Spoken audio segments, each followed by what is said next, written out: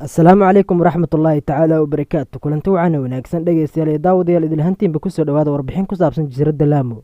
jasiiradda laamo waxay 341 kilomitir u jirtaa magaalo xeebeedka Mombasa ee dalka Kenya oo ay kaga beegan tahay dhanka waqooyi bari, waxaana la aasaasay sanadkii 1370.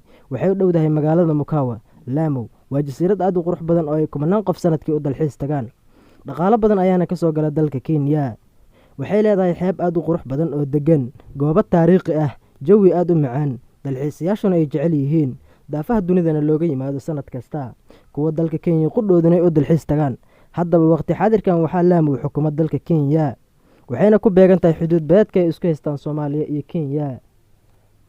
dacwadooda hadda ka socota maxkamadda cadaaladda adduunka. weliba waxay soo galaysaa sida laga arkayo qariirada dhinaca dalka Soomaaliya. jasiiraddan ayaana waxay ka mid tahay meelaha muhiimka ay Kenya weyn doonto haddii badda Soomaaliya loo xukumo. warbaahinta Kenya ayaa toddobaadkii lasoo dhaafay waxay qortay in cabsi xoog leh ay soo wajahday kalluumaysatada iyo dadka ka shaqeeya dalxiiska, kuwaas oo cabsi ka qaba in Soomaaliya loo xukumo meelo badan oo ay ka mid tahay xeebta jasiiradda Laamo.